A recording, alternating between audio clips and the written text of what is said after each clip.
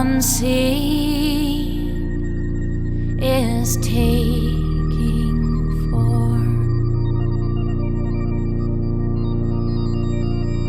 God unseen is taking form. God unseen is taking form. Let there be life. Let there be life.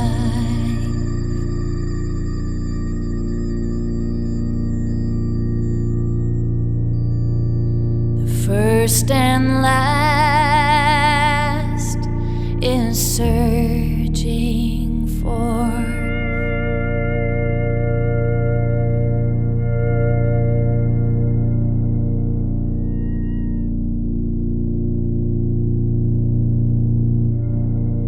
First and last is searching for. The first and last is searching for. Becoming life, becoming life.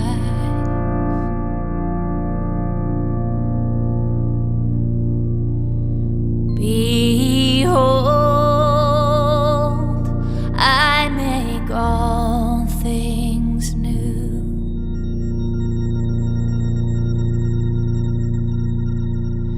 Behold, I make all things new.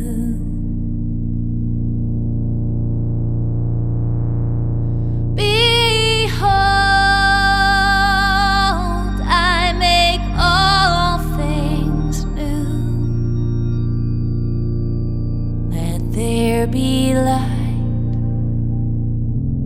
Let there be light.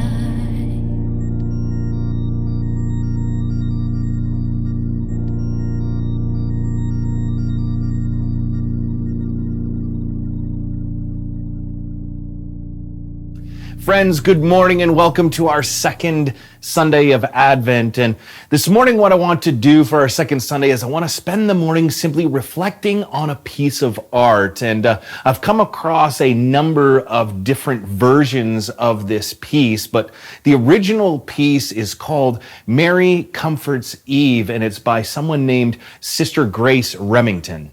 It's a painting imagining the meeting of two mothers of our faith, you could say, Eve and Mary, and it imagines what that moment might be like for the two of them to meet. And in the portrait, we see Mary on the right meeting with and apparently comforting what I take to be, the mythical or archetypal Eve, mother of life, of the Genesis creation myth.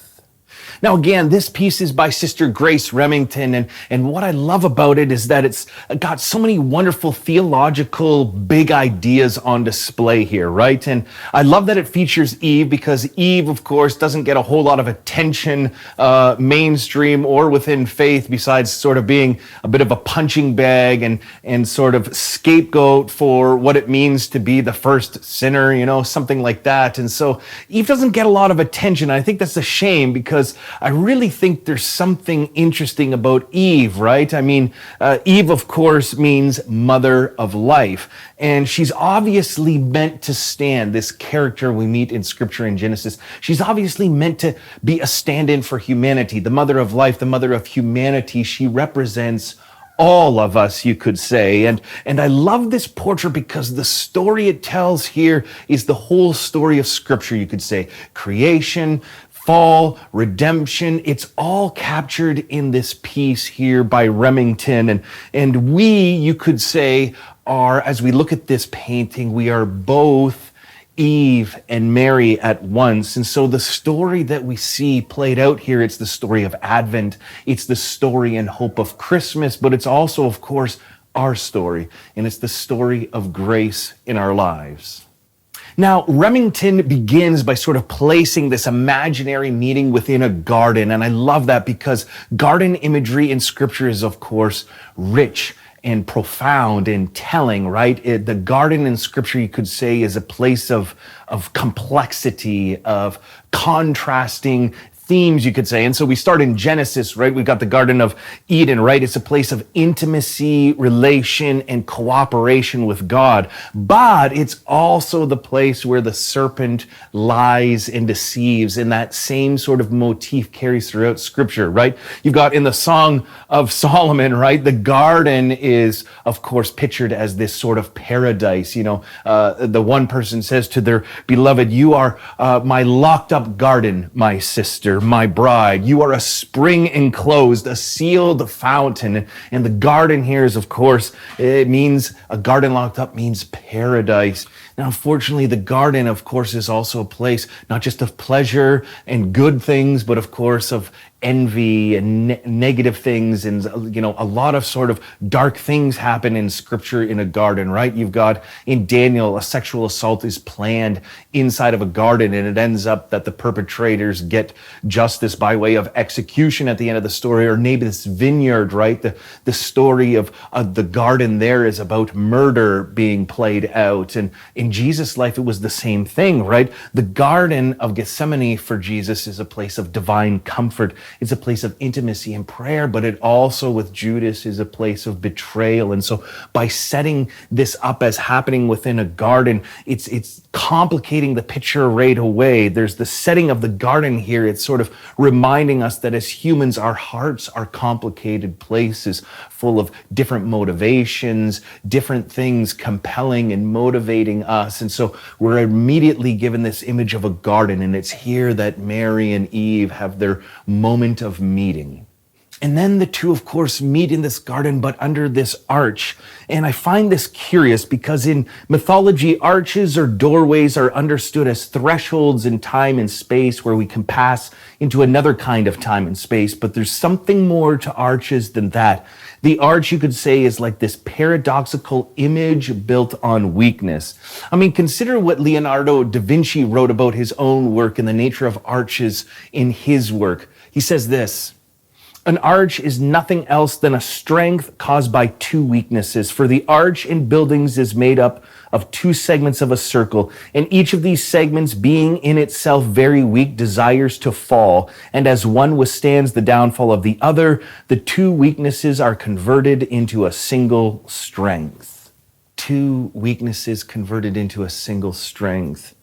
A strength caused by two weaknesses. And boy, do I love that idea, that imagery, as we imagine these two women meeting, especially when we think of the hardships that both Eve and Mary knew for their roles in the story of faith, right? I think there's this comfort, or even a strength, you could say, in sharing our weaknesses, our wounds with one another. And when we discover someone else who shares those, it's like we've met a kindred spirit. And I love this image because these women have so much in common, even though they're separated by centuries of the faith story. But they're kindred spirits in many ways, but in my mind, primarily in two ways. And the first is this: both Eve and Mary wore the scarlet letter of shame. I mean, consider Eve, right? Unfortunately, she's often seen as this simplified character. Her only role was to basically be the first person to sin and cause somebody else to sin, right? Like, she gets loaded with that baggage. And so there's this element of shame with her, but her son also becomes the first murderer. And so there's this element, this weight of shame surrounding Eve, justified or not. I mean, I think it's really hard to sort of put all that weight on a single person, an archetype no less in scripture. But Eve carries this weight of shame, but so does Mary, right? I mean, imagine trying to tell the story that you conceived by way of immaculate conception, right? Imagine the gossip, the scandals. And when we think of the story of Christmas and Mary and Joseph heading and there's no room in the inn, we often conjure up images of there being no availability at the Best Western or the Holiday Inn. But it's not so much that, it's that she arrived in a town of Joseph's family and nobody had room for her. Nobody was willing to sacrifice their lodging in order to house Mary and Joseph. And you can imagine this air of shame hanging over Mary as she arrives in Bethlehem with Joseph. Just this air of, come on, that's quite the story. Just admit it. You were sleeping around. And there's this air hanging there for her, this air of shame. But what they both also share in common is this, is both Eve and Mary would know the pain of losing a child. Of course, Eve would know the pain of not only having a son who's notorious for the first murder, for doing something that seems almost forgivable, but she loses her child, Abel, in the process of it. And that deep, deep pain is only something that a few know. Only those that have lost a child know that unique pain, and Mary will eventually know that as well. You know, when Simeon prophesies over Mary, he says what? That her soul, her heart would be crushed, would be pierced as well. And that's because she would lose a child much like Eve did. Jesus would die young before she had passed. And so there's a kindred spirit there. They both know what it means to lose a child. And there's something powerful there that I think many of us know, perhaps not to the extent of the shame they both wore or the pain of losing a child. Even if we don't know those particular hardships, we all know that sort of kindred spirit, that connection that comes from connecting with others who have experienced something similar to us, whether it's a disease or cancer, losing a child, some other, sort of hardship we deal with in life. There's something special about connecting with others that know that pain as well. But what I love most about this piece is when you look at it, the gaze, you could say, that Mary and Eve have for each other.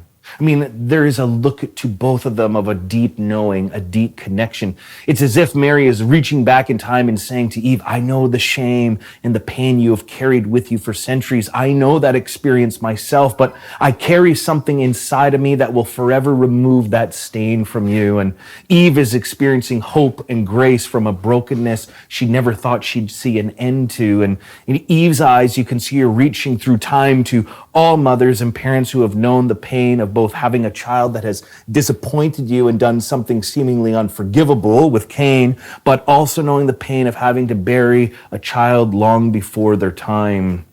It's as if Eve is saying to Mary, listen, Mary, parenting is one of the most beautiful adventures of a lifetime. It's to love beyond words, Mary, but to lose a child is an absolute hell. Mary, you might carry the hope of the world within you, but even that won't spare you the pain, the soul-crushing pain of losing a child before their time. And you can see it in their eyes here in this portrait. Neither of them are sort of smiling. There's a pain that they both seem to wear in this portrait. And so both Eve and Mary stand among, you could say, all the broken-hearted parents among us who have lost their children to death, maybe to despair, to shame, to addiction, to suicide even perhaps. And I think they stand as icons for every person, particularly at this time of season when it can be so hard, the memories of those that we have lost. They stand as icons for every person who has known the pain of losing someone close to them. And I don't doubt that there are some who are watching who know that pain well, whether it be a parent, a friend, God forbid, a child.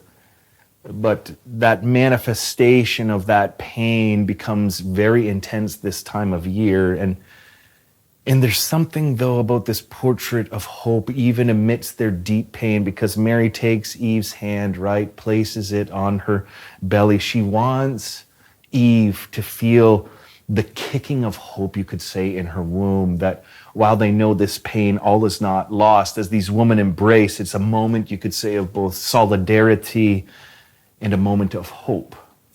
But the most genius part of this whole portrait to me is of Eve still holding on to the apple, the fruit, right? She's still clutching the fruit of her mistake, her shame. She can't seem to let it go. She doesn't seem to want to let it go. And I mean, my goodness, this is genius to me. This is where the painting to me has an incredible depth of insight into the human condition. And I think where it speaks perhaps most powerfully to many of us, right? While Eve is still clutching the fruit, you could say, of her woundedness, of her mistakes, of her shame, right? Eve in that way is like all of us. You know, like her, I think we all have the propensity to tend to hold on to things, those sorts of things in our lives as well, right? Even when we're standing in front of the one that could heal us, we can't seem to let go, can we? It's so hard to let go of whatever that apple, that fruit is in our life, that wound, that mistake, whatever that thing is that feels like shame to us. We clutch to that, right? And I think there's something incredibly powerful about this image of Eve centuries later still holding on to her shame and her pain and her woundedness. Laura Jean has done a remarkable essay on this painting, and I love what she says about it and how this clutching of the apple speaks to her. Laura Jean says this: I am a girl who is hyper aware of sin. I notice when I'm bad. I notice when I fall short. I feel it in my body, a dull ache that throbs or sometimes hits quickly and sharply like the really bad period cramps that we got when we were teenagers. I'm always cataloging my sins and trying to fix them with checklists and rules and to-do lists that will, hopefully, somehow be able to rip out the deep roots of sin that I can feel running through the dry dirt of my soul. I live in anxious vibration, carrying tension inside my body for every wrong step, false motive, unholy action. And here's what I see when I look at Eve. I see that oh so terribly familiar, damn it, what have I done posture. I see that exhaustion in her body. Hi, Eve, I know you. I've seen those weighed down shoulders in my mirror before.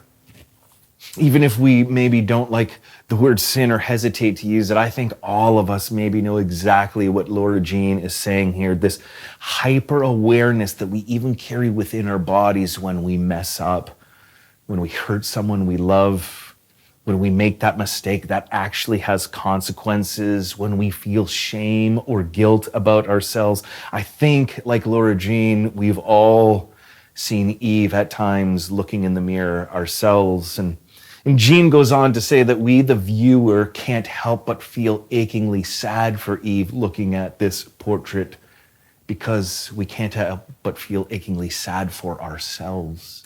I think all of us know what it feels like to mess up in a way that actually feels life-altering. That relationship changed after we did that.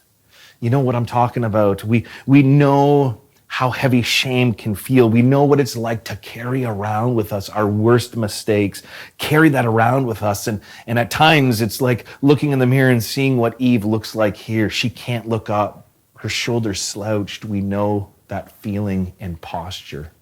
And yet, as the viewer, we look at this portrait, right, and we can't help but feel this frustration, like, Eve, let go of it already. Just put the apple down, the fruit, whatever it was, like, just let go. And it's so much easier to spot this in others, right? It's so easy to look at others in our lives and think, why can't they just let go of that? Like, why can't they just move on, right? But Eve here is a portrait of all of us. It's easy to spot in Eve, or others less so in our own selves.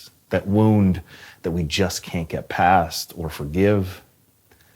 That mistake that we just can't forgive ourselves for. Whatever it is, it's like Eve, we're all in some ways clutching and holding on to our past mistakes and wounds.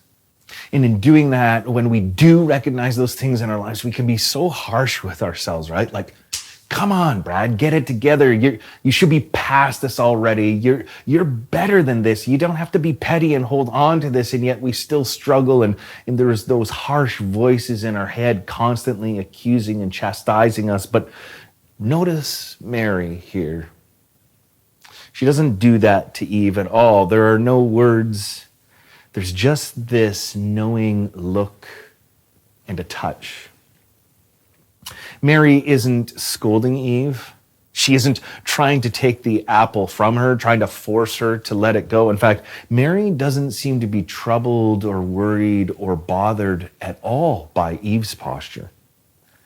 Instead, she's comforting Eve with one hand, a hand on Eve's cheek, no scolding, no yelling, because Mary knows something. Mary knows, looking at Eve, that she's carrying all this weight in her body. She's carrying the shame and pain of her decisions, also carrying the heart-wrenching pain of losing a child. She's carrying it all in her body, in her posture. But again, Mary knows something. Mary is carrying something in her body as well. This is what Laura Jean says. Mary is a co-conspirator in this redemption plot, and she has said a holy yes to it. Mary knows that Eve has broken something very beautiful, but Mary's not worried. Mary feels redemption in her body the same way that Eve feels shame in hers. Mary knows that it's going to be made not only okay, but right. Put your hand here, sister. You're carrying shame in your body, Eve, but I am carrying salvation in mine. Oh, I love that. Mary's not harsh with Eve, but simply prompts her, leads her to touch and feel the salvation, redemption of Jesus growing inside of her. I love that. You know, William Langland in the 14th century said this: all the wickedness in the world that man might work or think is no more to the mercy of God than a live coal dropped into the sea. Mary's not anxious. She's not concerned or worried about Eve's posture because she knows what's growing inside of her is the mercy and grace of God. And it's so much bigger and more vast than anything Mary could have done, anything you or I could do. Despite the fact that we carry this with us, what Mary seems to know, her secret understanding is this: she knows she grows salvation inside of her, and that hope has finally come with her pregnancy. And as Sister Wendy Beckett says, reflecting on this piece, Mary then teaches her, Eve, the first act in this Christian drama. One must let go of his or her pride and shame so as to discover the beating heart of the living God. Mary doesn't offer explanations or arguments. She simply ushers her towards the encounter with God made flesh. And this is what Mary's doing. Go ahead if you need to. Keep clutching that apple. Keep clutching on to your past and mistakes. All that if you need to, Eve. But let me just invite you to divine encounter. And in that, know healing and grace and redemption. And so Mary places Eve's hands on her own body. And this is the last thing that I love about this painting, because you see, while Eve can't even bring herself to make a move towards her own freedom, right? Mary takes Eve's hand for her. Mary doesn't ask or force her to give up what she isn't ready to give up. She simply takes her hand and invites her to touch the salvation of Jesus growing in her belly. And I think that's such a powerful portrait of how Jesus wants to interact with us. Not harsh, not forceful or coercing, just simply an invitation to encounter the divine and know the tender touch of mercy.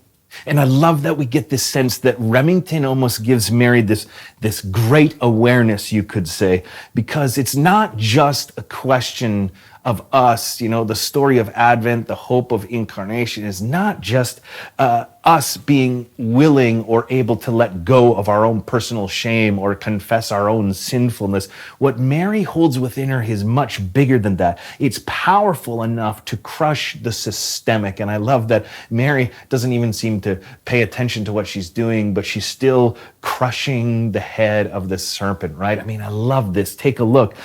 Because you see in the portrait, while Eve is still clutching to her own sin, what we realize is that she's also still being clutched by sin. The snake is wrapped around her legs. Sin is pervasive, systemic. There are cycles of abuse and violence and revenge and power grabbing that undergird our society. Sin is so much bigger than a choice that you or I make, right? Sin is systemic. It's cultural, it's generational, it's far deeper than simply the choices you or I make. Mary knows, right, that Eve is trapped in something bigger than her own decision making, bigger than herself. Yes, she's holding the apple, still clutching the apple, but the serpent is also still wrapped around her leg. It's not ready to let go of Eve. And so Eve couldn't let go even if she tried, because she's trapped within larger forces than herself. She's trapped within the systemic evil of our world, systemic forces that are still at work today, that still keep us trapped in failure, in shame, and pain. And it's like Mary, without even a hesitation, without even a second thought, right? Like her foot just comes stamping down on the head of the serpent.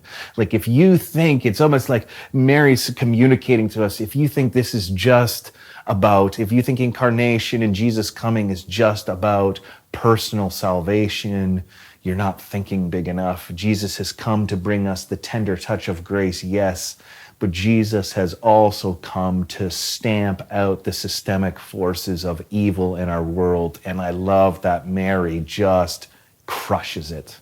The hope of incarnation, the hope we have because of Christmas, is not just some personal liberation self-help project. That's but a Band-Aid solution in our world. What we need from God is the personal touch of grace and tenderness, yes, but we also need redemption and grace from where real evil lies, and that is in the serpentine systemic forces of our world. And that's what Mary crushes here under her foot, you could say. The serpentine systemic forces of racism, sexism, greed, jealousy, lust for power, and violence. That is the hope of incarnation. And you know, I think this is why I love this piece so much, because I see myself in Eve. I know her here because I have seen her in the mirror. She is me, clutching to my mistakes and my wounds, unable or unwilling to let go. Eve is me, still wrapped in the systemic sins of our world, things that clutch us from beyond, things like greed, racism, sexism, lust, anger, jealousy, spite, violence. We're still trapped in those things. And I love this picture so much because I know I am Eve as well. But I want to learn to be Mary as well, because God's question for her was simply, will you participate? Will you allow me, Mary, to grow the divine within you? Will you allow me, Mary, to grow the hope and light and salvation of the world within you? And Mary's answer is yes. And she births Jesus, who offers the tender touch of grace and mercy to everyone who has messed up, made mistakes, people who are living in shame, people who are living with the great pain of loss. But she also births Jesus, the one through his life, death, resurrection, of course, promises to stamp the head of systemic serpentine forces in our world that oppress and diminish. But all Mary had to do was say yes. I think it's the same question for us. Are we willing to participate with what God is up to in this world? Are we willing to participate with God in hope and bringing light to this world? Are we willing to participate with God in working against the systemic forces in our world that only do harm and no good? As Laura Jean says, Advent is Eve holding her sin. Advent is Mary comforting her anyway.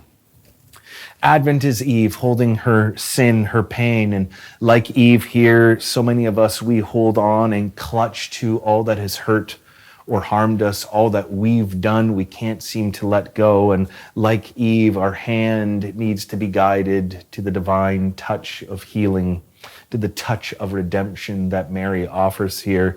But while Advent is Eve holding her sin, Advent is Mary comforting her anyway. This Advent season, may you know that hope, may you know that comfort. Be it in your pain, the thing you've lost, be it in that thing you can't quite let go of, may you find and know this Advent season the comfort of the Divine One who has come to offer us hope and grace and freedom from all that holds us in chains.